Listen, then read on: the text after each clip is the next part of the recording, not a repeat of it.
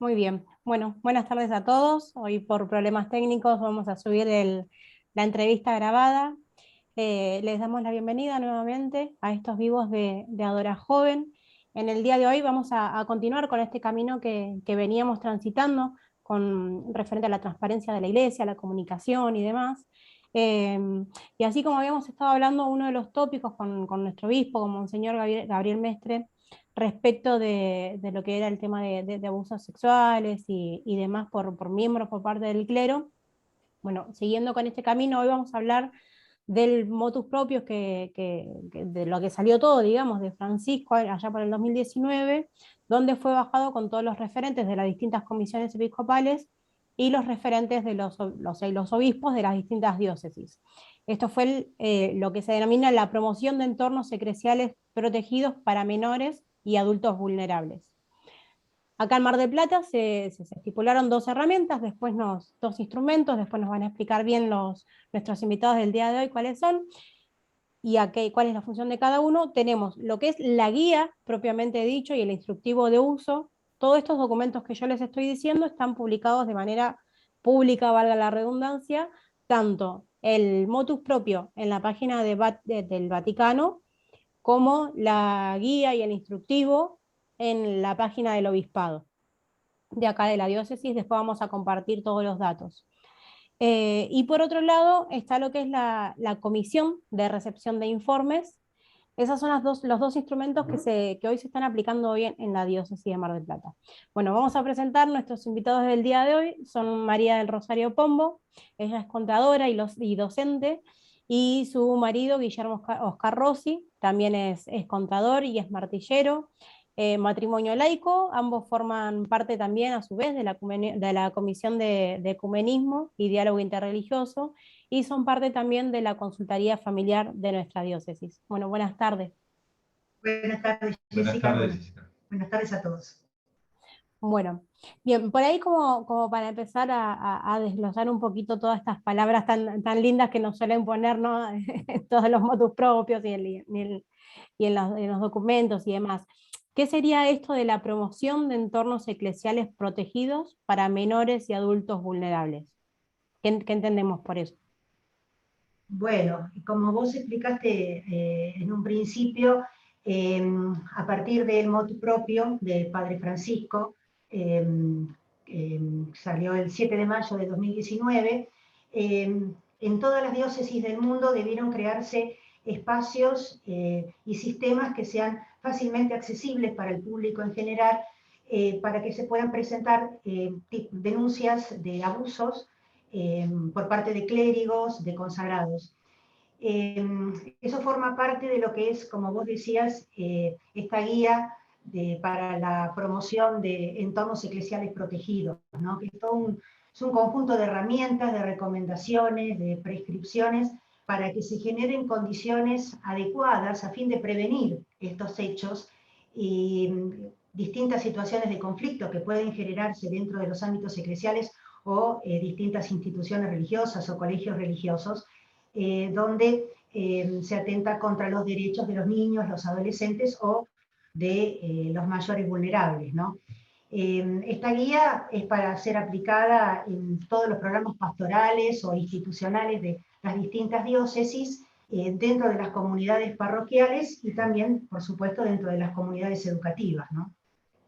Muy bien, A raíz de sí, no, en nuestra diócesis iba a decir hace cuánto que estaban funcionando, digamos que se creó la comisión propiamente dicha. Sí, nosotros estamos trabajando desde el año 2019, desde julio de 2019.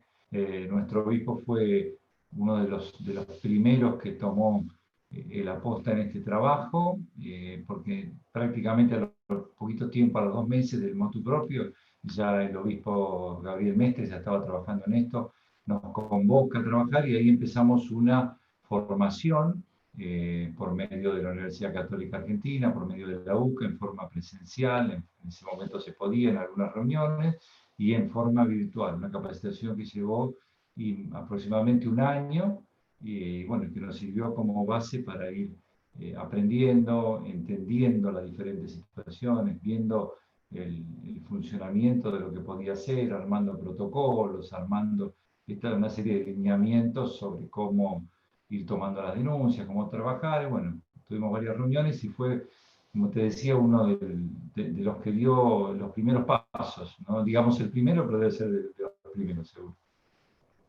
Aquí la comisión, lo interesante es que abarca toda la diócesis. Acá en Mar del Plata somos 2 matrimonios que estamos trabajando, María José Mena y su esposo, bueno, Guillermo y yo, pero también hay miembros que están trabajando en Pinamar, en Necochea y en Quequén. O sea que es un espacio territorial bastante amplio el que cubre la comisión de recepción, ¿no? Bueno, eso es buenísimo porque en nuestra diócesis también tenemos 7 decanatos, es como, y que haya presencia en lugares por ahí más centrales, donde uno de otra diócesis, de otra localidad, quizás se puede acercar, primero que sepan, ¿no? de la existencia de estos espacios, de que son recibidos por gente laica también. Después más adelante vamos a hablar un poquito de eso. Hoy me decías, Guillermo, que ustedes se formaron y se capacitaron. Por ahí, ¿cuáles son aquellos temas, quizás que, no sé, o desde lo psicológico, cuáles fueron esas Bueno, herramientas? el primer punto que fue el primer shock fuerte fue realmente escuchar presencialmente en una charla muy interesante que se hizo en la UCA, para tomar conocimiento de esta situación que se puede ver en medios, en distintas. O sea, hemos escuchado mucho hablar de este tema, pero realmente estar en contacto con la preocupación, con el problema. Y bueno, nos formamos en distintas formas de abuso, como, bueno, hay muchas tipos grooming, distintos tipos de formas de agresión, que pueden ser, algunas son presenciales, otras son virtuales, que hasta hace un tiempo no existía. Bueno, también hay muchas formas de abuso virtual, y bueno, sobre eso tuvimos una formación importante, pero lo central fue eso: primero encontrarnos con la situación, que es difícil, es dura, que entendemos que es muy sanadora tanto para la iglesia como para la persona que estaba afectada, porque estamos hablando no de situaciones que se han producido quizá hoy, sino que se han producido hace 20, 30 o 40 años, con gente que en ningún momento se atrevió a contar, ni en su entorno familiar, ni en ningún otro lugar, y gente que hoy es grande y que ha pasado situaciones difíciles. Y lo sanador que es poder contarlo y decirlo. Y es importante que nosotros como laicos, o los que estén en distintas comisiones en toda parte del mundo, porque la persona que va a informar o a hacer una denuncia se encuentra con un laico, entonces no tiene el temor de decir o contar algo. Entendemos que, bueno, ahí está lo central de todo este trabajo, ¿no? Que uno más de nosotros puede escuchar al otro, sin ningún tipo de prejuicio, sin ningún tipo de observación a lo que dice. Bueno, todo eso lo fuimos aprendiendo y capacitándonos. Es una tarea de permanente capacitación. Ahora el último curso terminó hace un mes atrás, así que esto es permanente, es una capacitación y aprendizaje permanente. Más que nada porque el tema de recibir el informe de la comisión de la presunta situación de abuso, fundamentalmente trata de no revictimizar a la víctima. Entonces se nos han dado las pautas, las formas en las que recepcionar los informes para que la persona no se sienta doblemente agredida al manifestar lo que está sucediendo, ¿no? Y algo que yo quiero remarcar es que esto marca un hito en la historia, o sea, hay un antes y un después a partir de este motu propio de nuestro Padre Francisco, porque es la primera vez que estas situaciones se tratan fuera del ámbito cerrado de la Iglesia. Como dijo Guillermo, si bien hay quien puede optar, porque es así, hacer su denuncia directamente frente al obispo, hay mucha gente que puede tener recelo por esta historia, que como dijo Francisco la semana pasada en su catequesis, esto es un momento de gran vergüenza para la Iglesia, porque es reconocer que estos temas durante mucho tiempo no estuvieron en el centro de preocupación de la Iglesia, lo que ha causado mucha tristeza y mucho dolor. Mucha gente, como dijo mi esposo, ha pasado por estas situaciones hace 20, 30 años y nunca se atrevió a ir y manifestarlo frente a otro sacerdote, por ejemplo, por ese preconcepto de que las cosas se ocultan, de que, bueno, esto va a quedar acá. Ahora hay una comisión de laicos formados que tenemos la obligación al recibir el informe, eso después más adelante en la charla lo vamos a explicar, de transmitirlo inmediatamente al obispo, pero fundamentalmente también, si es oportuno, hacer la presentación de esa toma de conocimiento de la presunta comisión de este delito ante las autoridades que correspondan, sea protección del menor, o sea, esto no queda encapsulado dentro de la Iglesia ni de la comisión. Eso es lo importante, ¿no? Bueno, vos decías esto de un hito, de hecho, ya de que se haya tomado, digamos, que haya pasado de ser un pecado, digamos, a tratarlo directamente como lo calificó, no sé si fue en su momento, el Benedicto, bueno, y ahora Francisco, bueno, como un crimen abominable, ¿sí? Dentro de la Iglesia, entonces que se haya podido pasar del pecado de la esfera privada y espiritual incluso a llevarlo al ámbito público y poder tener la Iglesia la autoridad de poder hacer la denuncia frente al fuero civil. Eso fue gigantesco. De hecho, toda la reforma que se está planteando ahora, esto es todo fresquito de ahora, del código canónico también, de empezar a incluir todo esto en nuestro código de derecho canónico, ¿no? Que es como el código de derecho penal o civil, pero también de la Iglesia, digamos, ¿no? Como para seguir formalizando y darle base y cimiento a esto, ¿no? ¿Sí? Aparte, estos crímenes, Jessica, tienen la particularidad de que lesionan no solamente la relación de la víctima con la iglesia visible, sino fundamentalmente con la iglesia invisible. O sea, estos crímenes lesionan la relación entre la víctima y Dios directamente. Entonces, ¿qué es lo más difícil de restaurar? Entonces, con todo esto se lleva una respuesta que sirve, como dijo Guillermo, para hacer ese proceso de sanación y de reconciliación. Como siempre, y en toda su actuación, Francisco siempre está un paso adelante, ¿no?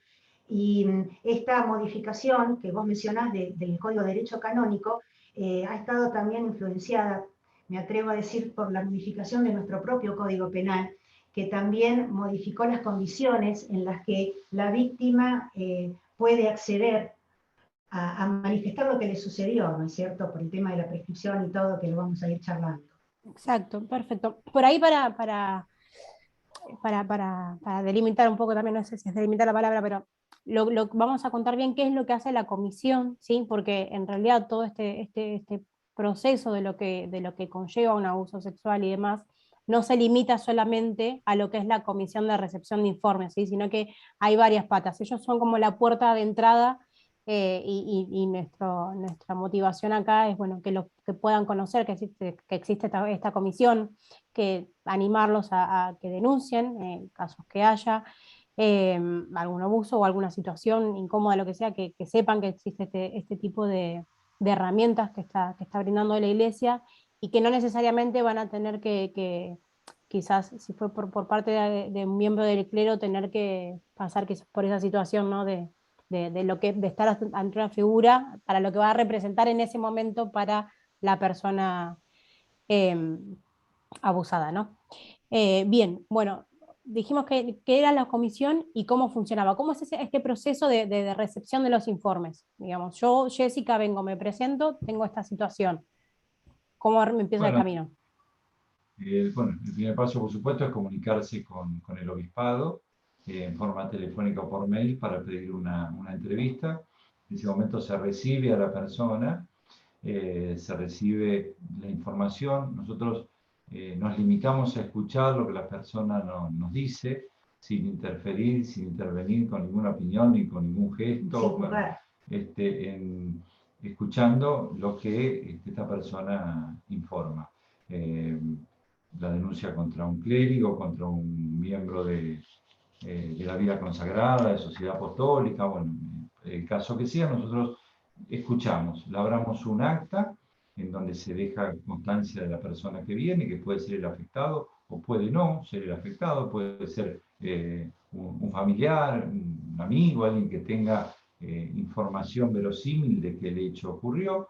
Eso inmediatamente, una vez vista la verosimilitud del hecho, presentamos un informe. Ese informe se eleva inmediatamente al obispo para que tome consideración del tema. Ese es el proceso dentro de la iglesia. Después tenemos la obligación, como todos, de comunicar a la autoridad civil que corresponda del hecho, independientemente de que se informe al obispo, al mismo tiempo se comunica a la autoridad de aplicación que corresponde, para que siga cada uno su vía. Porque un poco lo que pasaba hasta ahora es que todo aparecía primero en la parte penal, en la justicia penal. Acá lo más sanador y lo interesante de este cambio que nos propone el Papa Francisco es que se pueda ver al mismo tiempo en la iglesia o primero en la iglesia. O sea, primero, como dice él, bueno, primero tratar de que ya se encamine la situación y ya empiece la persona a ser escuchada. Y bueno, esa es la etapa y el proceso que nosotros hacemos. Se informe, inmediatamente se traslada al obispo y a la autoridad que corresponde. Claro, en paralelo... Sí, Rosario. Sí. No, te resalto que, como el nombre de la comisión lo dice, ¿no? Es una comisión de recepción de informe.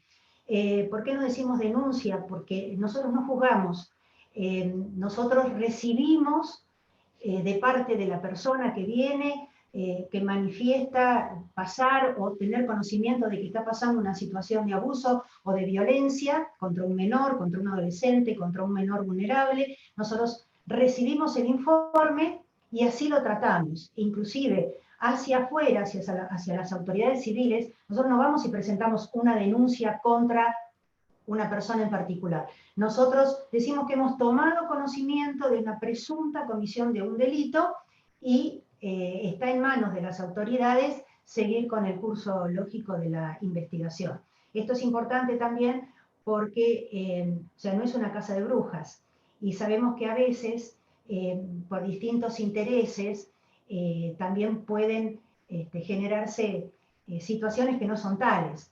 Por eso, como decía Guillermo, nosotros al recibir el informe evaluamos la verosimilitud, independientemente de que siempre se labra el acta, siempre se pone por escrito y siempre se eleva al obispo. Pero en esa primera instancia, a veces pueden generarse situaciones muy burdas que son prácticamente imposibles que ocurran. Pero igual nosotros tenemos la obligación de elevar ese informe para que el obispo lo considere en función de todas las cosas que él pueda reunir a través de lo que nosotros informamos, ¿no? Para una tranquilidad de la gente que viene a hacer la denuncia, bueno, va a haber un lugar especial de atención para que tenga una tranquilidad de que esto va a ser claro, transparente, porque lo más importante en todo esto es transparentar todas las situaciones, tanto lo que pasó, tanto para la iglesia para afuera, como en la recepción que nosotros hagamos del informe o de la denuncia. La gente va a tener un espacio seguro, tranquilo, donde pueda hablar. Esto es totalmente confidencial.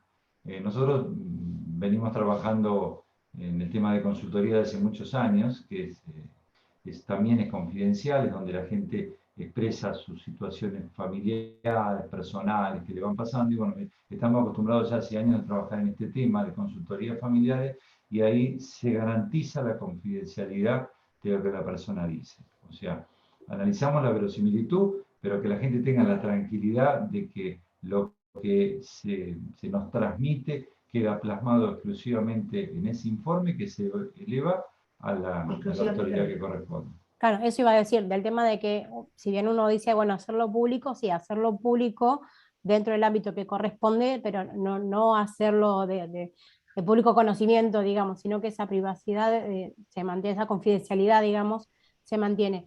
Una vez que, y me parece que esto es buenísimo, ¿no? De que se vayan dando las dos cosas también, que se pueda, que la persona pueda hacer la denuncia también en el ámbito donde sucedió, en la iglesia, para ir sanando también, ¿no? Pero, y también para que la iglesia también tome conocimiento, porque quizás hay cosas que se escapan, son muchas personas, son personas, justamente, también, ¿no? Somos todos iguales, y entonces me parece que también eso es como un ayudarnos entre todos, ¿no? También a que se vaya a ir caminando juntos en este proceso de sanación y de reconstrucción y de recuperación, ¿no? Este trabajo, como vos decías, ya lo empezó Benedicto en su momento, en el 2008 ya empezó a trabajar sobre el tema, y bueno, y el Papa Francisco lo pudo plasmar realmente, como decía mi señora, para sanar la iglesia, que es muy importante, ¿no? Muy sanador. Tal cual, porque si bien sabemos que, bueno, ahora estamos hablando precisamente del ámbito que nos compete a nosotros y a muchos más que están atrás, ¿no? A los católicos, o puede ser que sea una situación también de alguien que se dé de no católico o no creyente incluso, la situación de abuso sexual se da en todos los ámbitos. Entonces, lo bueno es esto, ¿no? Que empezar a hacer voz y a dar voz a aquellos que aún no se animan a contar, y aprovechar estas herramientas que estamos teniendo en los distintos ámbitos. Hoy acá estamos conociendo las herramientas que nos da el Papa en la Iglesia Católica. Bueno, animar al resto, ¿no? A acoger a estas personas y cuidarlas y acompañarlas sobre todo. Eh, Bien, hoy hablábamos de esto que se eleva al obispo. Una vez que el obispo lo recibe, ¿qué tiempo pasa? Bueno, eso tiene, el derecho canónico tiene especificado los pasos y los tiempos. Nosotros automáticamente, de recibido el informe y de labrada el acta, y bueno, y puesto todo por escrito, lo entregamos al obispo. Y el obispo comienza inmediatamente también los pasos que corresponden, que bueno, son propios de la actuación eclesial, ¿no es cierto? O sea, acá la idea es que una vez que se toma conocimiento se comience a actuar, porque una cosa es un delito perpetrado en el pasado y otra cosa es un delito que está sucediendo cotidianamente. Entonces, hay situaciones en que las decisiones no se pueden demorar. Y bueno, todo eso lo evalúa Monseñor, en este caso aquí en Mar del Plata, y él toma las acciones que son necesarias inmediatamente, ¿no? Así que... Acompañados del informe que presenta la Comisión de Laicos, digamos, de ustedes. Bien, hoy hablábamos del tema de esta palabra, Perfecto, vos te sale mejor que a mí. El tema de que prescriban, ¿no? Porque muchas veces, sobre todo en este último tiempo, que tan a la luz salieron, desgraciadamente, tanto, gracias a Dios que salieron a la luz, pero desgraciadamente lo que sucedió, tantos casos de abuso y demás en distintas partes del mundo, bueno, esto de que prescriben las denuncias, ¿esto es así? ¿Cómo se da? ¿Por qué se da? Bueno, acá tenemos, digamos, dos ámbitos, ¿no? El ámbito eclesial y el ámbito civil. En el ámbito eclesial, o sea, la prescripción es un término jurídico que indica la adquisición o la pérdida de un derecho por el transcurso del tiempo. Entonces, cuando uno escucha que no se puede hacer porque prescribió, quiere decir que ya no se puede hacer nada. O sea, se cometió un delito X, no hablemos solamente de un delito sexual, pero que como pasó hace tanta cantidad de años, X cantidad de años, la víctima no puede hacer nada. Bueno, dentro del derecho canónico, la prescripción opera desde la mayoría de edad, 20 años. O sea que estamos hablando que desde los 18 años la persona puede hasta sus 38 años hacer la denuncia. Pero como estos son temas que se manejan directamente con la Congregación para la Doctrina de la Fe, la misma congregación tiene la potestad de dejar de lado esa prescripción, por ejemplo, si ocurrió o está ocurriendo con menores, que eso es muy importante.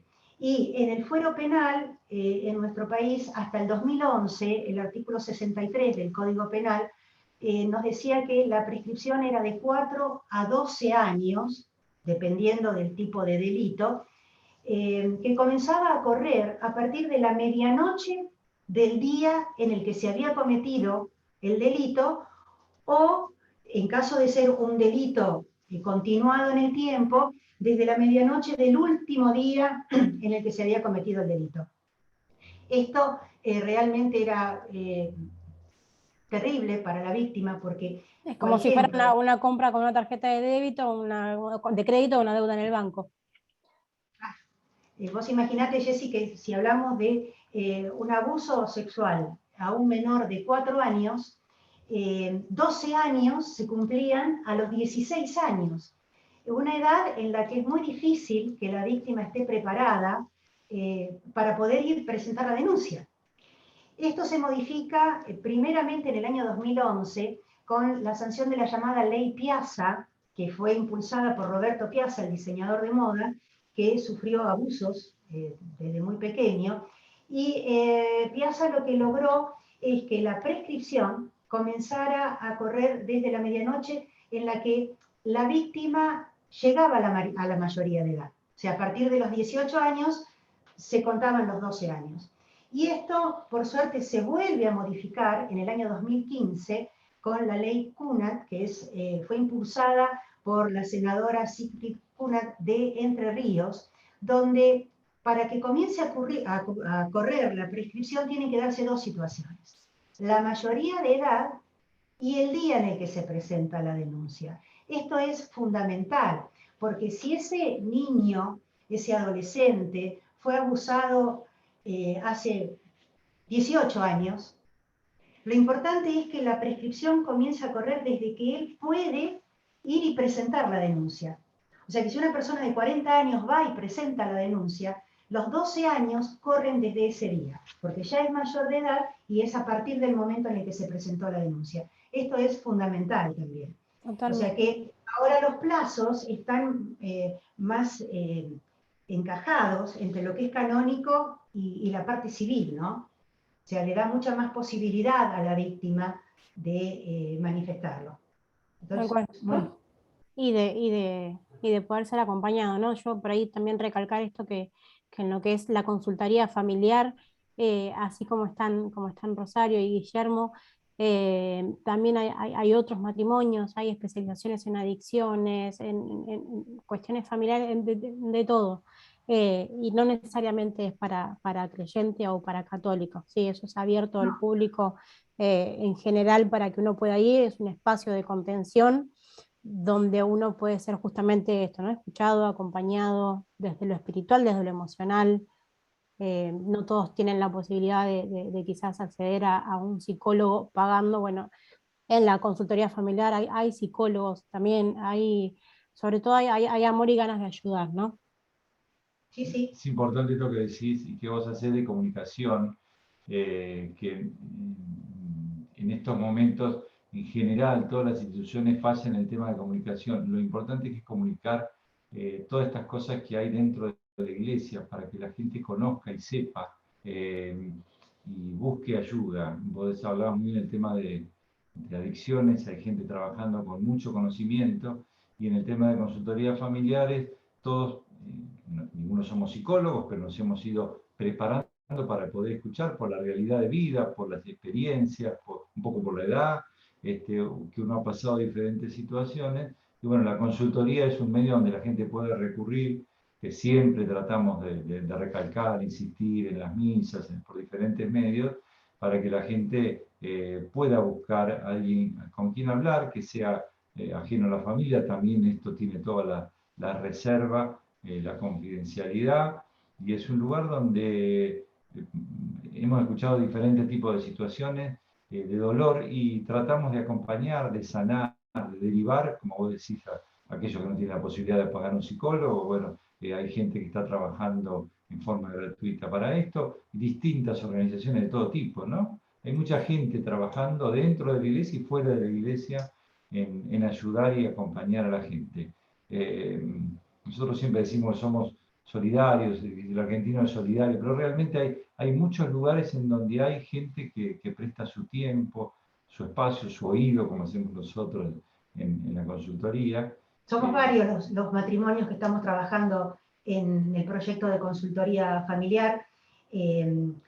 La coordinadora de todo esto es la licenciada Nora Pompa, Y bueno, siempre decimos, ¿no? Familias que acompañan familias. Como vos decís, tener un lugar donde poder ir a hablar y, libremente, también sin ser juzgado, y que, como dice Guillermo, le da a los matrimonios consultores la posibilidad de derivar a distintas situaciones, al centro de atención a la mujer maltratada, a lugares específicos de contención psicológica, a veces se consulta por temas de adicciones dentro de la familia, adicción al juego, adicción a la droga, adicción al alcohol. Entonces también la diócesis tiene la pastoral de adicciones a donde los matrimonios derivamos.